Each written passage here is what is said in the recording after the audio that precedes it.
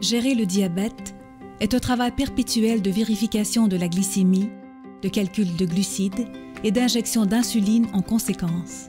Chaque jour est une épreuve d'équilibre et de lutte pour éviter les hausses et les baisses qui mettent la vie en danger et qui entraînent des complications à long terme. Et si nous pouvions remplacer la source naturelle d'insuline du corps? Et s'il y avait un moyen d'éviter les injections quotidiennes, le traitement par pompe ou la surveillance constante? Et si les cellules bêta productrices d'insuline parvenaient à gérer la glycémie? FRDJ a un plan pour en faire une réalité. Nous menons des travaux pour créer un approvisionnement infini de cellules bêta et de les greffer de manière sécuritaire en les dotant d'une protection nécessaire pour leur permettre de survivre à l'attaque du système immunitaire, que l'on nomme encapsulation des cellules bêta. Ceci signifie que les personnes atteintes de DT1 pourraient vivre comme si la maladie n'existait pas, pendant une période pouvant aller jusqu'à 24 mois à la fois. Ce procédé consiste à créer des nouvelles cellules bêta, de les envelopper d'une barrière protectrice perméable et de les greffer dans le corps. La couche protectrice est la clé.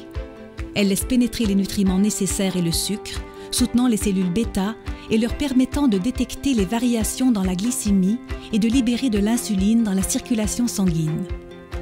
Mais ce n'est que le début. La barrière protectrice bloque également l'attaque du système immunitaire et empêche la destruction des nouvelles cellules. Réussir une telle greffe permettra aux cellules bêta de maintenir le contrôle de la glycémie par elles-mêmes.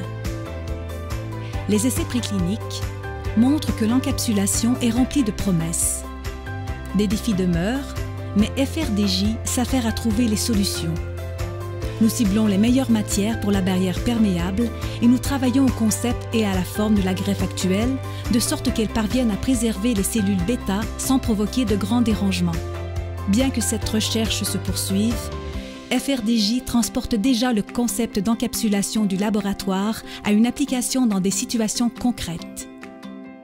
Nous nous sommes associés à une entreprise qui convertit les cellules souches en précurseurs de cellules bêta. Ce traitement par encapsulation est prévu être testé sur des humains en 2014.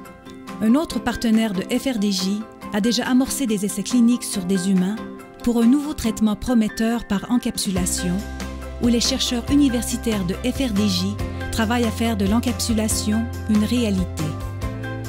Le leadership de FRDJ a complètement révolutionné le domaine de la recherche sur l'encapsulation en à peine 6 ans, transportant le concept de la phase d'idée préliminaire à un traitement concret aux premières phases de mise à l'essai.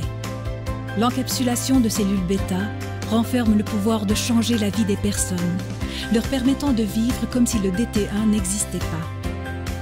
Mais il reste encore beaucoup à faire et nous avons besoin de vous pour poursuivre notre travail.